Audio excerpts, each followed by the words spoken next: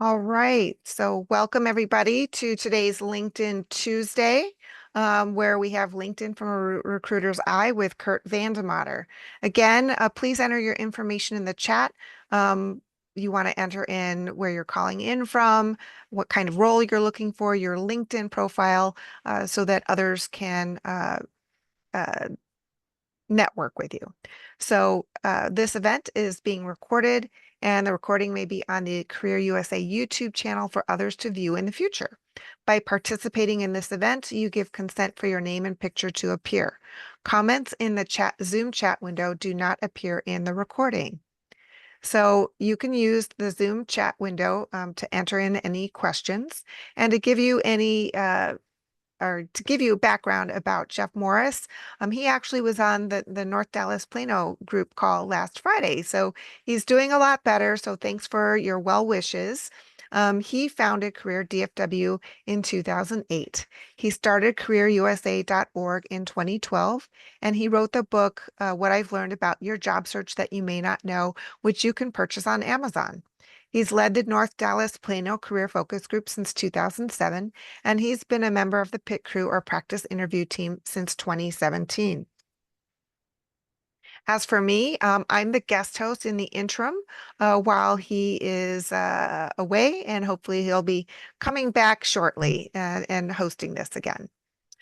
As with all LinkedIn Tuesdays, we have four speakers that join us. We have Locke Alderson, Terry Sullivan, Ruth Lipsky, and Kurt Vandemotter.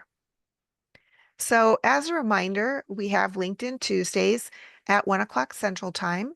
On Wednesdays, we have the practice interview team. And on Fridays, we have the North Dallas Plano Career Focus Group.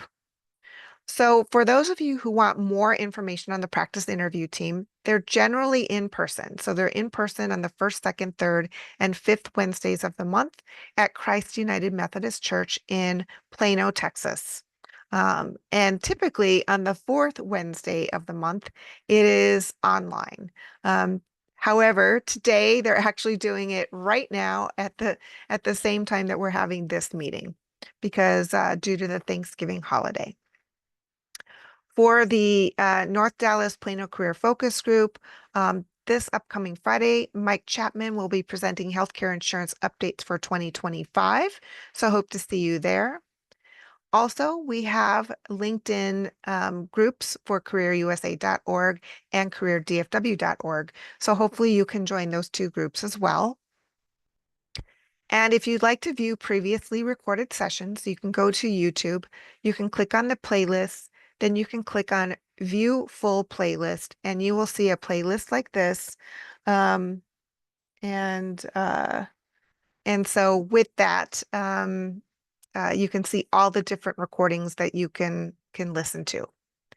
And if you aren't receiving emails about our workshops, you can join the Career USA mailing list. You can scan this QR code, or you can send an email to Career USA subscribe@groups.io.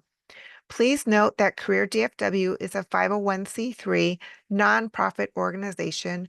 We have no full or part-time employees, and we survive on donations. So please consider making a donation when you get your next job. And if your new company makes matching donations, we are registered. If you do not see us listed, let us know who they use. And so with that, I'm going to play a previously recorded session with Kurt, and hopefully you'll learn more information from that. So hold on 1 second while I get that going.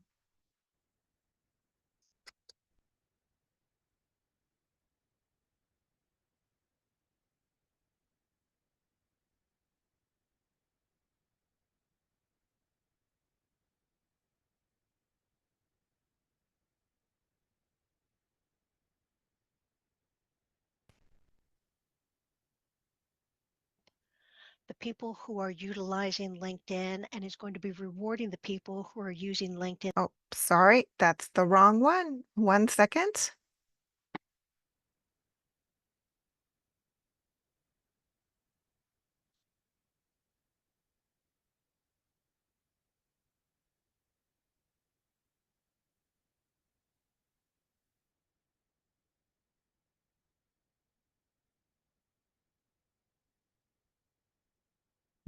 One second while I get this figured out.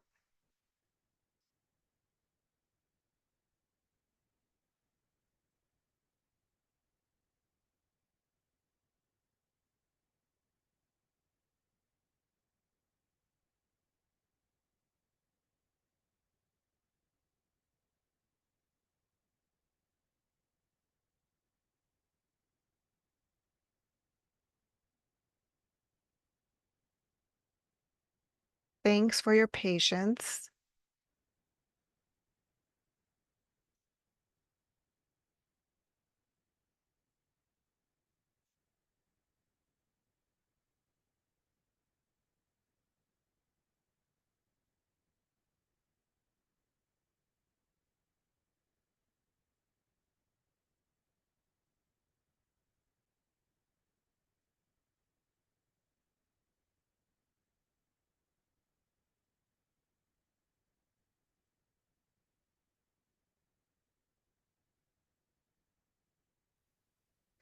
Kurt has a proven ability to match talented individuals with the best opportunities in unique roles and niche industry segments. His intuitive and outgoing style helps Kurt immediately connect with diverse business leaders. His coaching approach is very open, personable, and interactive, which differentiates him from other employment executives. The same passionate approach is what makes him the ideal speaker to galvanize and give positive energy to your next meeting or event. His 30 years of experience provide your audience with engaging real-life stories and robust content that can be smartly applied to further executive level learning. Recently recognized by Forbes as one of the top search firms in the US, nominated by his peers, candidates, and companies. His experience spans corporate America, nonprofits, family-owned business, and much more. For the past 10 years, he has dramatically expanded his career coaching as an owner of Linked Executive Search, a company that focuses on hard-to-fill positions. And with that, I will turn it over to Kurt.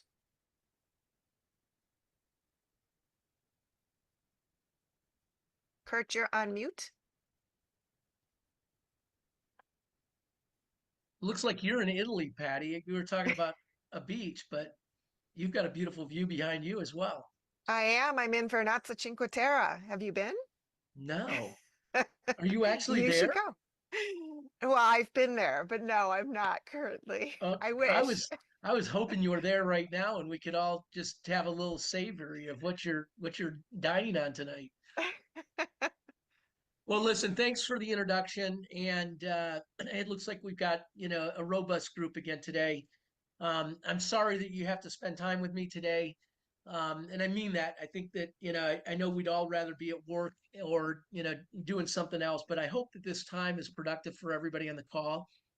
I'm pretty casual today, and I apologize for that because I'm a poll watcher.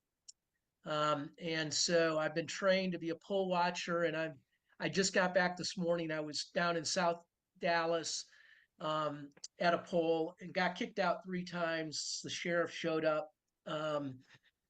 But we took our notes and we turn it in and we just try to make one little issue or point at a time. But it's a fun thing to do if you're looking for something to do during the election. There's a lot of needs for poll watchers and other volunteers. But what we want to talk today about is how do recruiters use LinkedIn, and specifically LinkedIn Recruiter.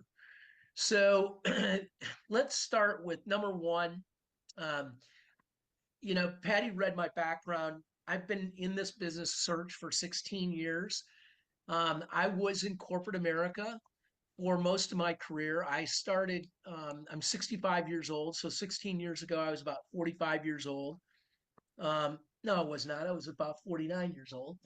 And I have never looked back. And so I, um, for many years, I worked in corporate America, came out of the beverage industry, PepsiCo, Dr. Pepper, 7 Up, and then went into technology with AT&T and did startup technology companies, all in sales, marketing, operations, never in HR. So I'm not an HR expert, but instead I'm a hiring manager.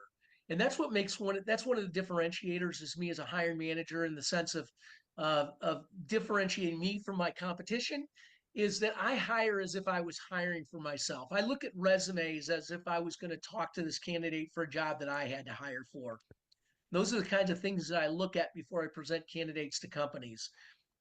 So let's talk about recruiters, because in these calls, a lot of times people want to understand a little bit better about what's the difference between, you said, I told you I'm a retained search executive. What are the other kinds of recruiters? And so the other recruiters out there are internal recruiters, and those are the people that work for big companies. So AT&T, American Airlines. I'm just throwing out.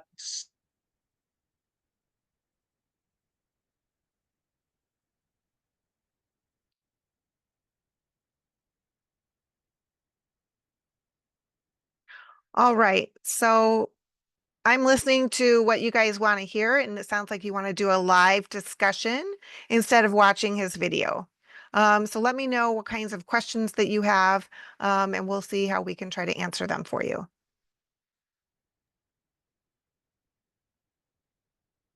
For those of you who said you wanted to have a discussion, please lead. Well, are there some folks that are in the call that are kind of new to the job search, and maybe we could do some best practices where we could just share some of the things we've learned so far. Some of us, unfortunately, like me, have been in the job search a little too long, so I might have some advice to be able to give out. Is there anybody new that fairly new to the job search? I'm new. This is Sandhya here, and I've just moved to Australia. I've just moved from Australia a month and a half ago to US. My first time in the country. I'm in the Dallas-Fort Worth area, sales and account management professional, senior sales and account management professional with diverse experience in multiple sectors, CPG, IT, BPO, human resource consulting, pretty broad. So that's me. I'm looking for opportunities to connect and also opportunities to land. So that's me. Pretty Okay. new. Great. Thanks for giving us your background. Anybody else who's new on the call? Yeah, that would be me. Sorry, I had a double mute going on here, so I was talking and nobody could hear me. Sorry about that. So yeah, I just got laid off about a week and a half ago along a lot of other folks in the company I was at. So I kind of got forced into the job search, not something I was looking to do, but so trying to do some of the networking, reaching out. I've got a lot of folks that I've reached out to that have contacted me in the past on LinkedIn. Some have responded, some are, just they weren't people that I'd connected up with before in the past, just kind of cold contact. So I'm not expecting a whole lot from that, but just trying to figure out what the next steps are here. I've been through the job search quite a few times, but I think this is the first time I've been forced out without notice kind of thing. The other places that I was let go from, you kind of had the writing on the wall. You could see what was coming. So you had some time to get ready for what was going to happen. But so just that's kind of where I find myself, just trying to figure out what next steps might be. Just ramping up the job. And I know it's a bad time of the year to be looking, with the holidays coming up and all. So I know things are going to start slowing down because of that. So just trying to figure out what I can do next. You'll be surprised. We're actually our companies that have to hire by the end of the year. So do not give up, and know that some companies you'll interview with, they may be very interested, but they say their budget doesn't start until January. So please keep that in mind, keep an open mind, and still work really hard during the next 7 weeks. Trust me, it'll pay off. Oh yeah, I trust me. I wasn't planning on sitting idle. I'm still going to be hitting it hard. I did get hired in one place where my start date was December 20th. So I got to sit there and do the training stuff for a week and a half while waiting for everybody to get back into the bit from holidays. Anybody else who's new to the job search? Yes. Hi, everybody. Krista Mettinger. And similar, right? Unexpected. I shouldn't say completely shocking, but shocking. My company was in the process of being acquired. So shouldn't have been entirely a surprise, but it was a surprise. And I am based in the Chicagoland area. Primarily, my experience has been focused on cybersecurity GRC, user awareness and training, and IT internal audit. I am flexible on location, I'm flexible on company, and I guess that's me. Okay, thanks, Krista. Anybody Michael else? Wilk here. Yep. DFW. I didn't read the writing on the wall, so I'm new to this. It's been a long time since I've been in the job search market, so I'm sort of just beginning. Okay. Thank you for giving us your situation. Anyone else who's new to the job search? Yes, this is Richard Hogg. Nice to meet you all. I got laid off on Friday after this is my first and only job, 24 years at Intel. Wow. And so I am just getting started. I'm on the second day of looking, and I'm based in San Francisco Bay Area. I'm looking for roles in geopolitical strategy, international trade space. Okay. And I'm pretty excited. So just to let you know, I was impacted after 20 years, so I can appreciate how you might be feeling right now. 13 years for me. Yeah, that's rough. I think when you've been at a company for a long time, you think, you know, this is where I'm going to be for the long haul, and things change, right? Economic changes, governments change, and also, you know, just executive changes and just other companies buying other companies. There's just a lot to think about with that. Anyone else who's new to the job search? Hi, I'm new-ish. I was laid off mid-August. So I recently joined kind of the South Lake focus group, probably about a month, 6 weeks ago. I'm in Irving, Texas, so DFW area. I'm searching for roles in HRIS or Human Resources Information Systems, or other HR parallel roles. Okay. Yeah, thanks for giving us your background as well, Tori. And if you haven't already, put your information in the chat so that others can network with you, and your LinkedIn URL as well. Wonderful. Anybody else who's new to the job search and certain questions that you want to have answered and have us discuss, then we can talk about those today. Hey Patty, Rajneet Bunaya here. I was in these meetings about 3 years ago. Back in the job search now. My contract ended on Friday, so I'm back looking again as looking for a position as a project manager for learning and development, or in any kind of media related industry. So your contract was 3.5 years? Well, I was hired by a company that put me into another company as a contractor, and that role ended on November 15th. So the parent company also subsequently, let me go. I see. Yeah. Well, sorry to hear that. And welcome back to these meetings. I'm sure you'll find them helpful for you as you navigate this job search. Though I will say from my own personal experience, because I've been laid off a few times in the last few years, that this job search is definitely different than the ones in the previous couple of years. And that's because of the advent of AI and how much AI is used out there. Anyway, let us know who has any burning questions that you would like to ask about, things you're not sure about, what you should do on LinkedIn, and or any other questions that you may have, and we'll see how we can help answer them.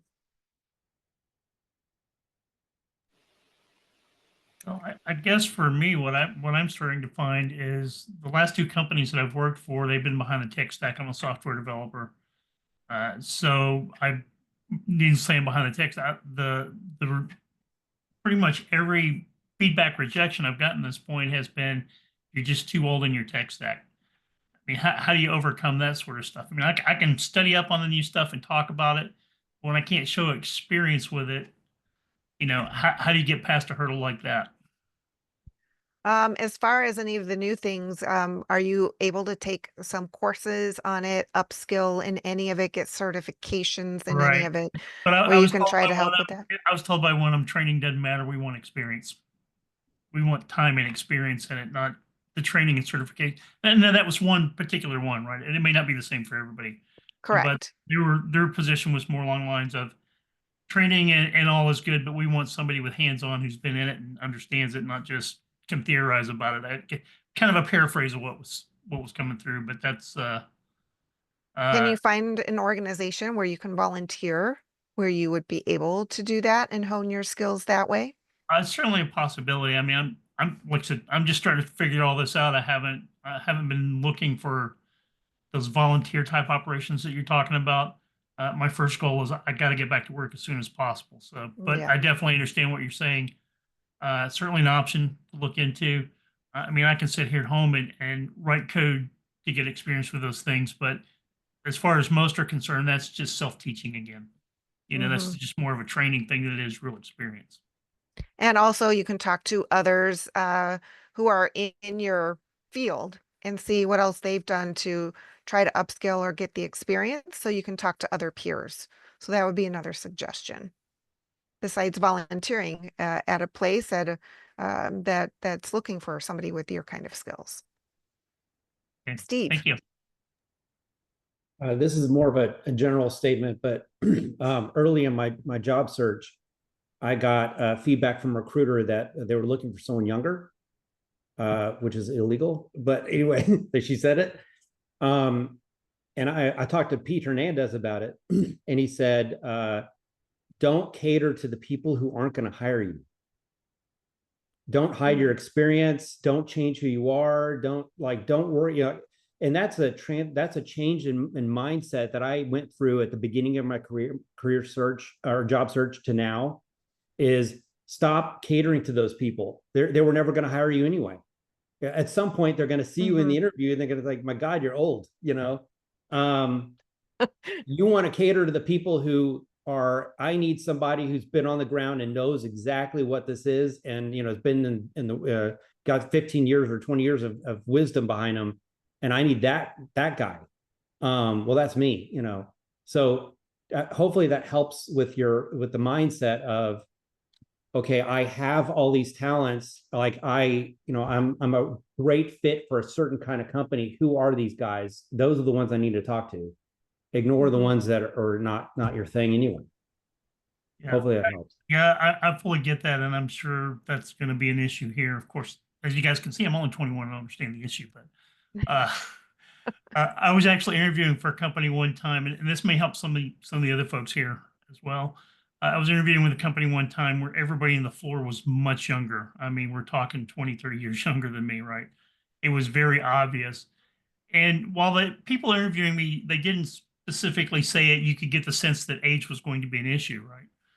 I stopped down in the middle of the interview and said, look, I think we have a problem here. I think there's an age problem.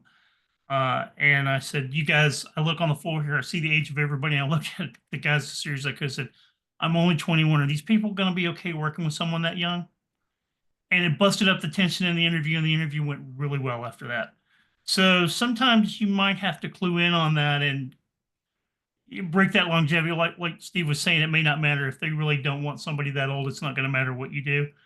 But I think I broke the tension in the room, and the interview got a lot better after that. And I was actually running in consideration. There was just somebody had a little more experience in the area that they were looking at. So just something to keep in the back of your mind that might help a little bit.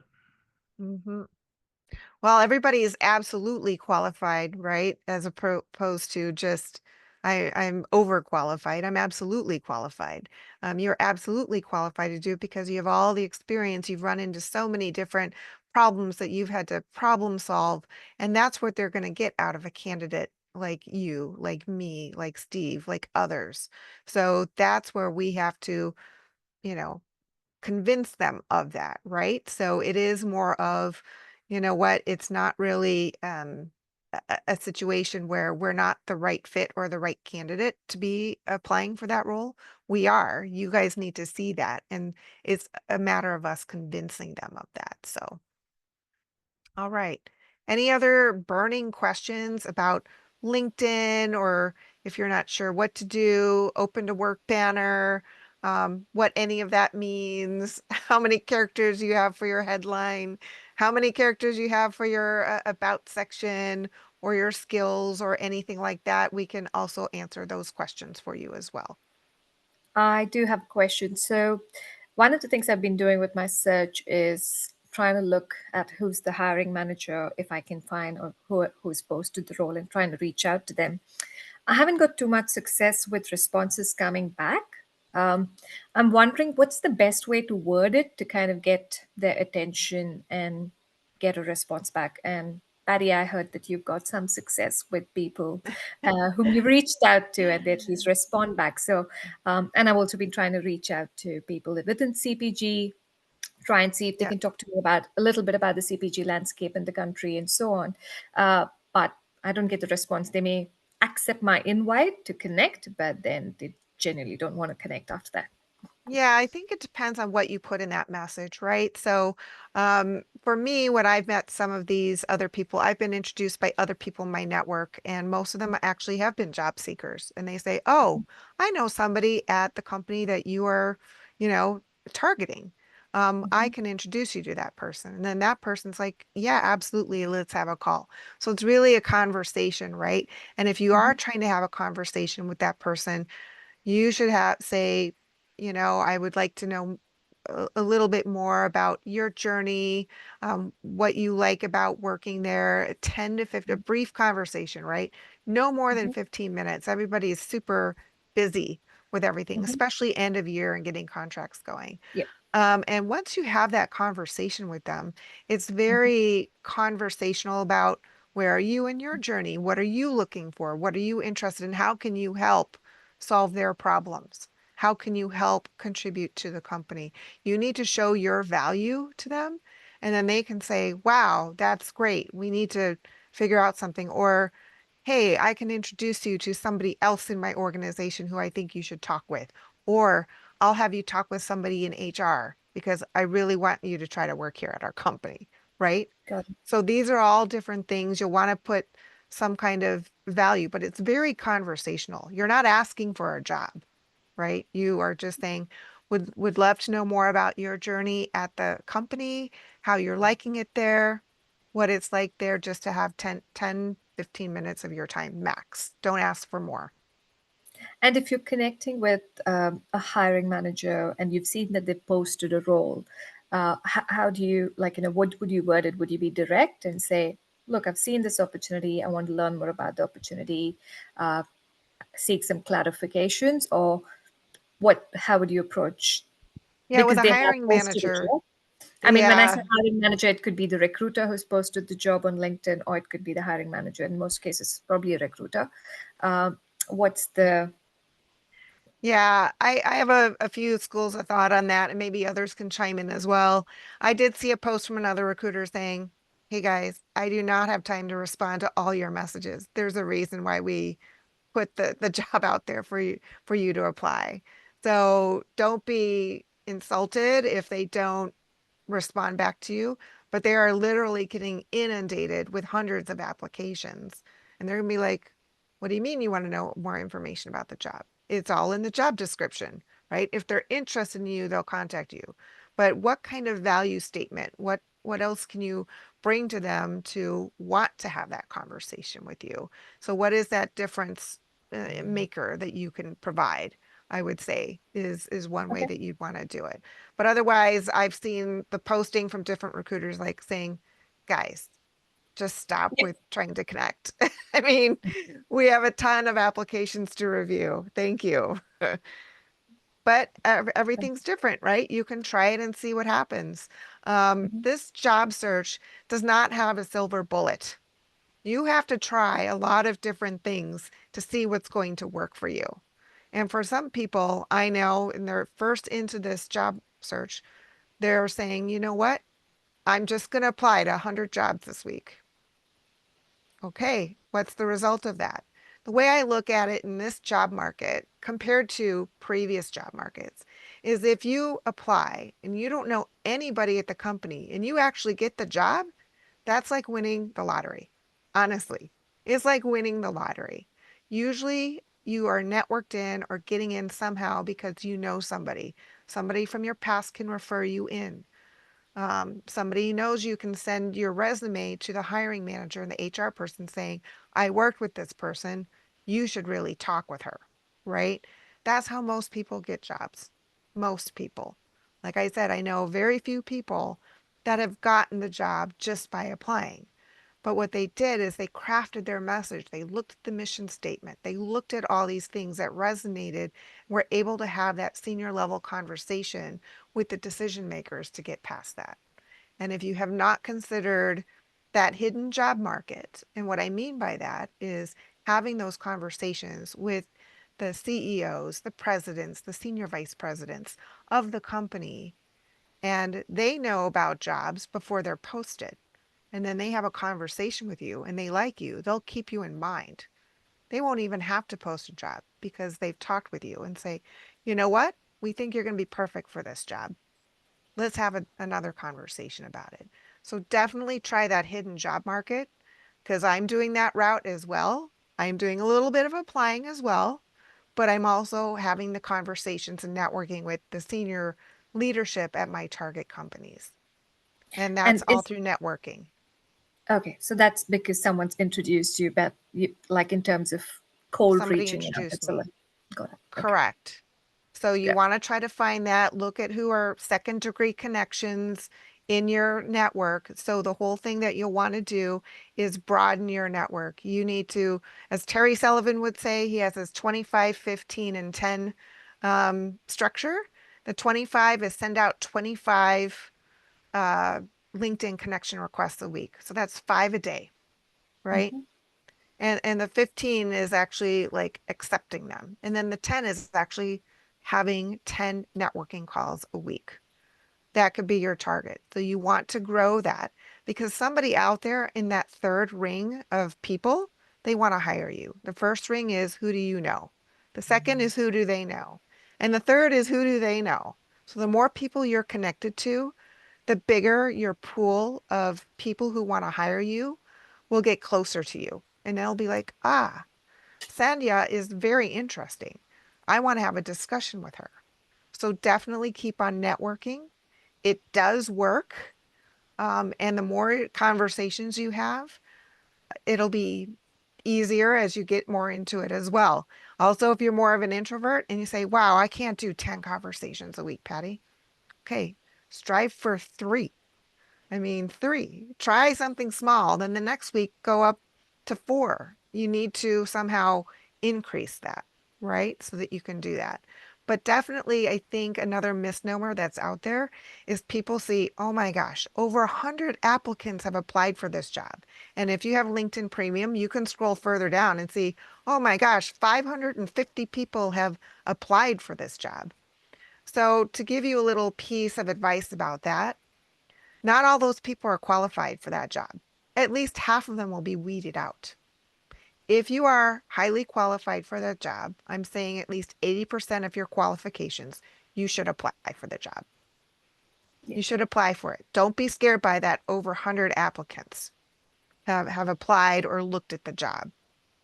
You don't know who they are and they might not be qualified. And that's what's the case. And so that's what some of the recruiters have told us. They're like, yeah, it could say that there are 1,000 applicants, but at least 500 of them, they weren't even, worthy of applying.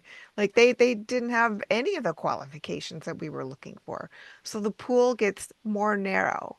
And that way you definitely should keep on applying for those jobs that you're highly qualified for. Sure. Hopefully Thanks, that Patty. helps. Yes, it does. Thank you. And one other thing for those of you who are not aware about the Open to Work banner, as you know, in LinkedIn, there's an open to recruiters and then there's an open to everybody on LinkedIn. If you only have open to recruiters, that is only open to recruiters who buy the LinkedIn Recruiter package, which is a very expensive package per month. If you only have it open to recruiters, you are eliminating at least 60% of the recruiters out there because not all the recruiters buy the package. So definitely you want to have the open to work banner on. It's really to let your network know that you're looking, and others who've worked with you in the past can also say, hey, Patty, I saw that you were looking. We work together at this company. We could use somebody with your skills. So you're letting really your network know, but then you're also letting all the other recruiters or people who use LinkedIn to find candidates. So definitely make sure that you do the open to work banner on your picture.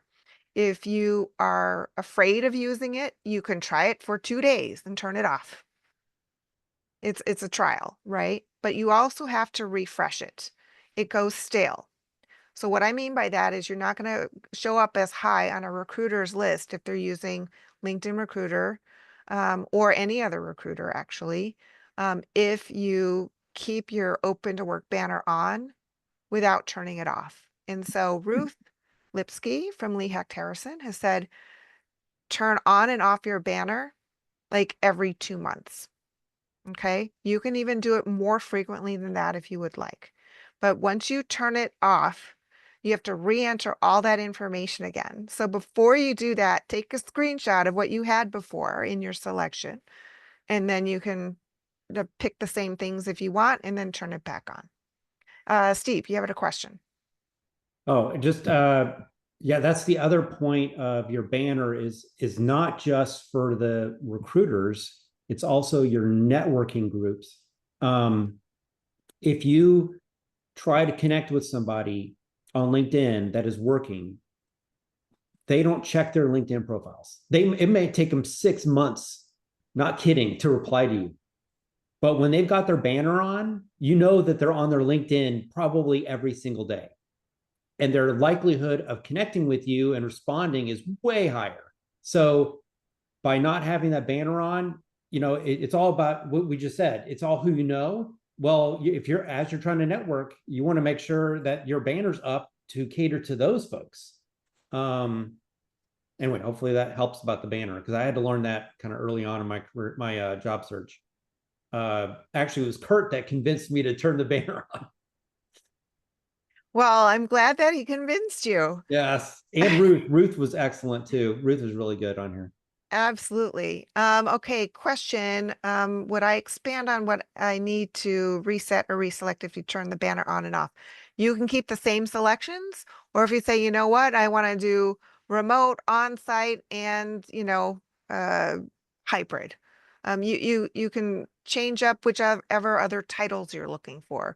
You can keep the same ones. That's why I say keep your take a screenshot before you turn it off, because when you do, you lose all your previous settings. And when you turn it on, you have to reselect everything again.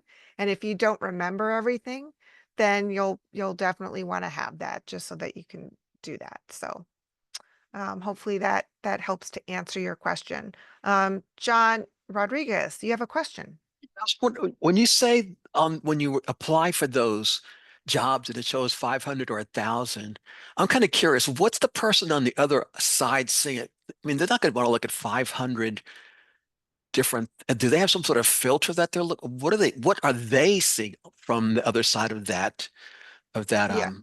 I'm sure their input? ATS system, is in play of saying if you don't have this criteria or this criteria, or you're not meeting their minimum requirements, then you're weeded out and you'll get the thank you for applying, but no thank you.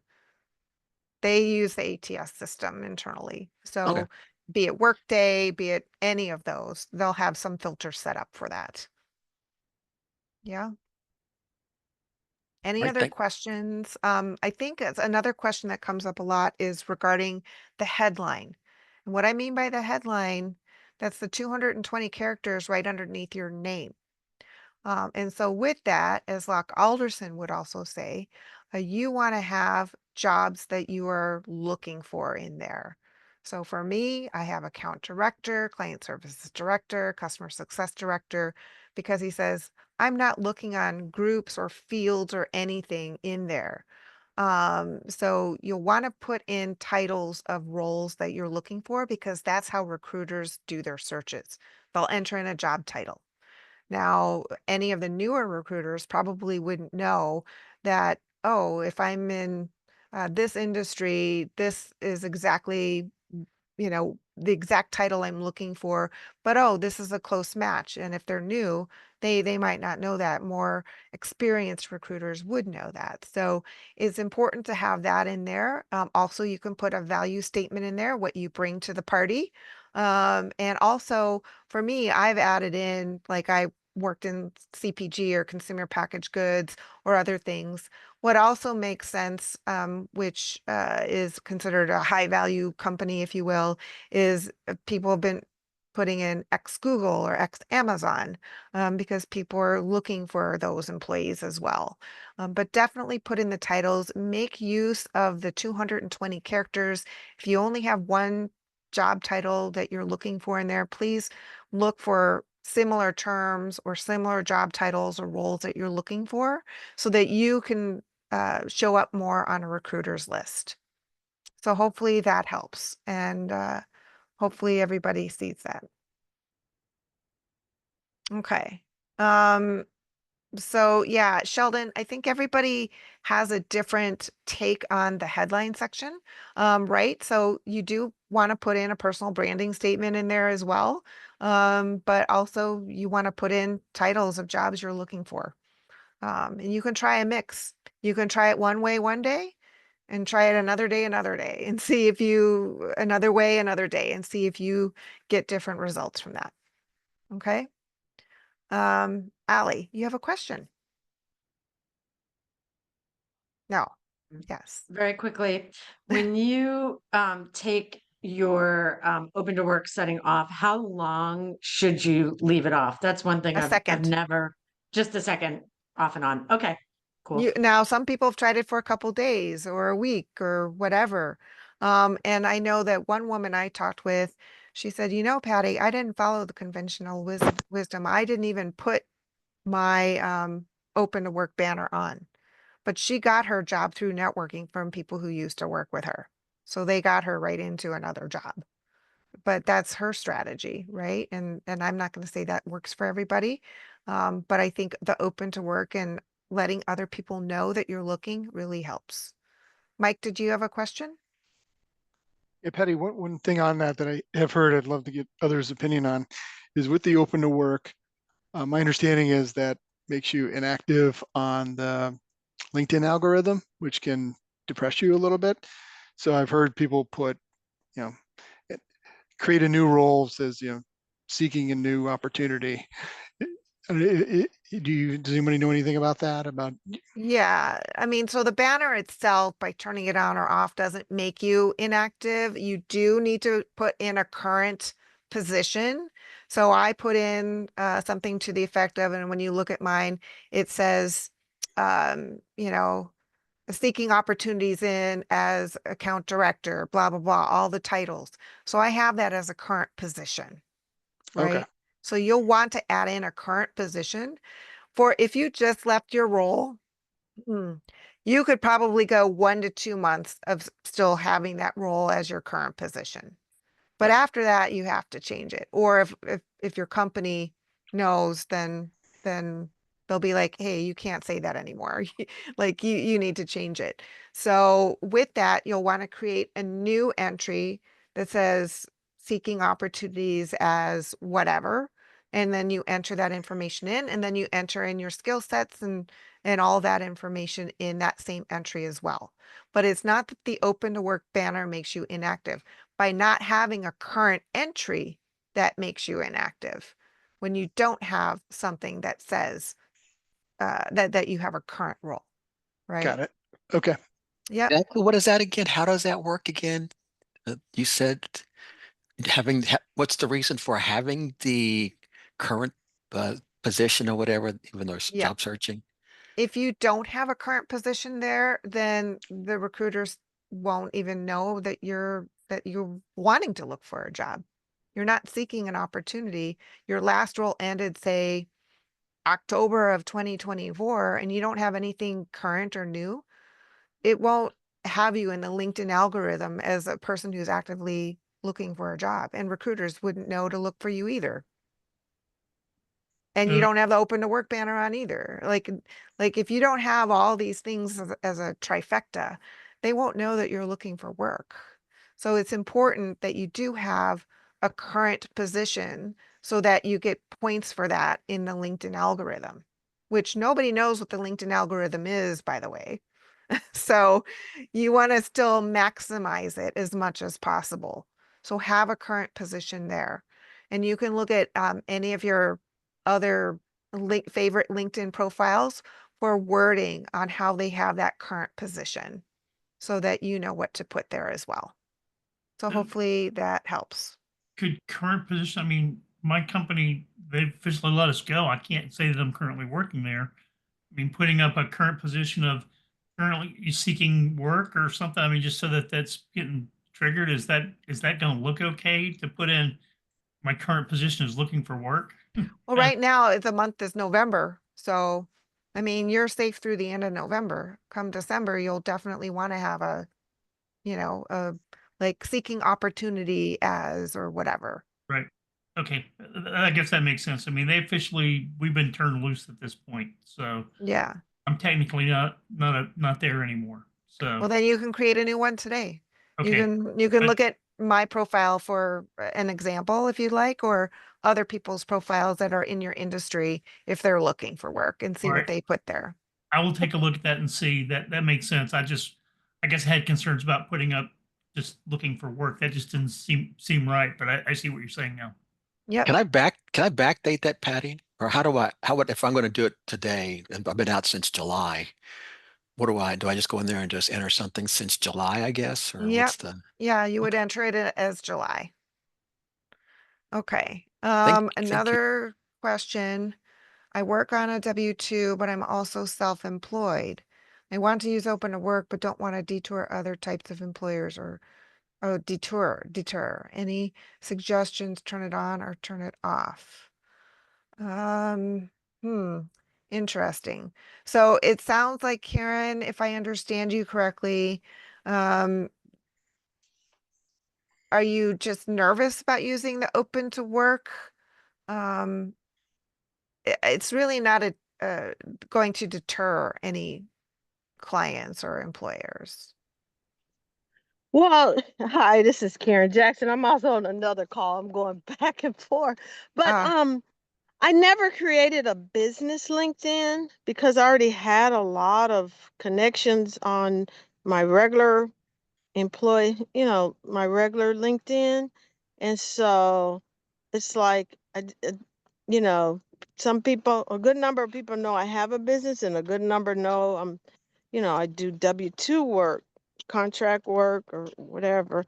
But yeah, I didn't know what that would look like, if I'm trying to get a corporate client or something, or work for other businesses. I think it depends on how much money you're bringing in on as being self-employed. I mean, if it's a lot and you think it's going to hurt your brand, then don't do it. And then just do open to recruiters, and then you're only open to those LinkedIn recruiters in your particular case. Okay. Anybody else have any suggestions? Okay. Steve, did you have another question? No, there was an older question from John Ortman. Do you see him a little bit further back? Oh, let me see. Oh, and for you guys who don't know, aren't familiar with the layout for Zoom, if you look at the bottom of your screen, you'll see, the audio, the video, the participants, chat, react. There's with the heart. If you hit the react button, it'll bring up a menu, and that's where you can raise your hand. Yes. Okay. If the suggestion is to link into 5 new people a week, are we sending without a message for many of those? Do we need to pay for the LinkedIn premium package that allows over 25 connections a month, or do we have other options? So I think, you can connect and LinkedIn. I think it just depends on the other person on the other side if they're going to accept your connection request. I know some people who won't accept it without a note and will be like, how do I know you? Where do I know you? Another suggestion that I have, John, is if you have your local library card, you can get LinkedIn premium, right, Steve? I think in the Dallas area and in Texas, I know I've got it here in Arizona, that you can, well, at least do LinkedIn Learning. I'm not sure about the LinkedIn Premium, but I know others are able to do a free 1 month LinkedIn Premium as well, where you have unlimited connections. Otherwise, you can send connection requests, see if people accept them. If they do, they do. If they don't, they don't for their own reasons. But definitely you need to try to connect with as many people as possible. Yeah, it's like $40 a month for the LinkedIn Premium, so you can do all those personalized invites. That's more than what I'm paying. Yeah. But here's a little tactic for you to consider. You only get 5. Save them for the really important connections, like you're trying to connect with someone on the inside of a target company, or a really important thought leader or something in your area, and you want to make sure you make that connection work. Save it for those. When you're on a call like this, here's a little trick. If you are connected to someone like Patty, and you try to connect with Mike here, if he sees that Patty is a mutual connection, it's probably from LinkedIn Live, right? If you are connected to Pete Hernandez or William Foster, like, okay, this is probably a South Lake person. You don't need to even have a personalized message if you are connected with these leaders. So I highly recommend you seek these leaders that are on these calls and try to connect with them. William Foster, unfortunately, I think he hit his 30,000. Oh, you mean Foster Williams? Or I'm sorry, Foster Williams. Yeah. He hit his 30,000 limit, so he can't connect with anyone anymore. But like Pete Hernandez, the folks from the South Lake call, or Patty on this one. Yeah. Anyway, so if you can connect with the leaders, that makes you a mutual connection, and that will pop up, and people will see that you're probably connected to that. Yes. So, and also if you're on the call and you're connecting with people on the call, pretty good chance they're from the call. So that way you can save your messages. Yeah, and I just put my link in the chat as well. The other way that you can also connect with people is through the LinkedIn groups. If you are in a mutual group with somebody, you can send as many out as you want.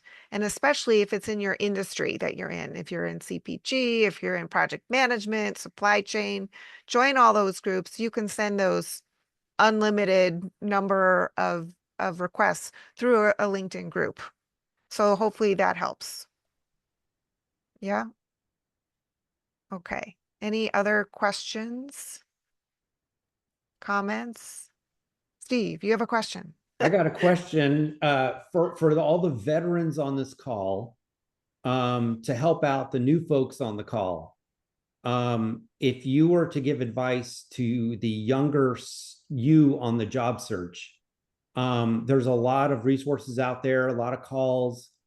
Which ones would you recommend? Which ones do you think are worth your time? Well, I would say LinkedIn Tuesday. Obviously there are great calls within careerdfw.org. If you are not already familiar with the calendar, you should get familiar with it. There are a lot of different groups: South Lake Focus Group, North Dallas Plano, the Pit Crew, all of these. And then of course, there are other groups on Monday. There's Pat Romboletti on Thursday evenings, all to get you correct in your mindset, which is what Pat Romboletti talks a lot about.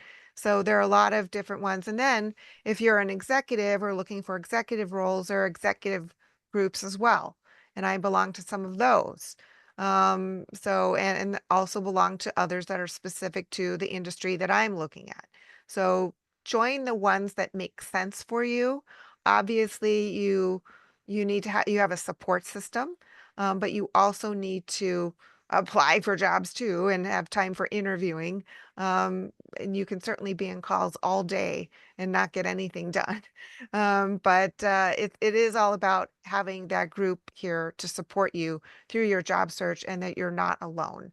And as Steve, as you know, there's also Phil Terry's Never Search Alone Job Search Council, which is another one. There's so many different ones that I'm aware of. I'm sure others are aware of as well. So definitely you can put them in the chat and share them with everybody. Yeah, there are a lot of resources out there for everybody. So I know job search is a marathon. It's not a sprint. And so you definitely need to make sure that you have the right support so that you can, get through this as best as you can. We're all here to help support you. Dinesh, you have a question. Yeah, since Steve mentioned the plugin, I did not want to miss the opportunity to mention that I recently started a group called Accountability and Hopeful Fridays. In fact, there's at least one person on this call who's attended this. It all stemmed from me having a conversation with someone about 2 months ago where he'd been looking for a job for 2 years and he had reached a point of giving up. And I'm a veteran, a military veteran, and I've lost some buddies through suicide, and I take mental awareness pretty seriously. So I started that group. It's called Accountability and Hopeful Fridays. And the whole point of that session is to provide accountability. We type in our SMART goals that we want to achieve by next Friday. And then we also provide hope. There have been a few people who have gotten jobs. So we find out what type of bait they're using when they're going to that so-called fishing pond. So all other fishermen and women can use that same bait and try to use that same tactic to procure their job. And that's the hopeful part. And we do it on Fridays because sometimes people don't have families, they're alone. And the weekends can take a toll on someone's mental health, especially, my mother always said an empty mind is a devil's workshop. So that's when all those bad thoughts come to your brain. So that's why I just wanted to provide that so-called nitro, an extra boost for the weekend, and then they can continue on into the new week. So I dropped that link to Accountability and Hopeful Fridays. It's a totally free session. We meet on Teams and we have guest speakers, and every week there's a new guest speaker to those sessions. Thank you. Well, thank you for providing us with that information and also supporting your fellow job seekers as well through this time that we're going through. And thanks again for your service. Really appreciate that. And thank you to all the veterans for your service to this country. Any other questions that anybody has, or other things that is a burning question for you or anything like that?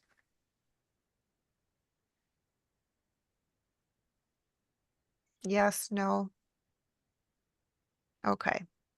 So I think we're nearly at time. So what I'm going to do is stop the recording. If anybody wants to save the chat, you can do so by clicking on the 3 dots and downloading the chat so that you can connect with others. And as a reminder, we will not have LinkedIn Tuesday next week, but on the following week after that, December 3rd, I will have Terry Sullivan here with me, and we will not be recording. So please bring lots of paper and pen with you so that you can write and take notes. He speaks very quickly. I suggest you watch his sessions multiple times when you can.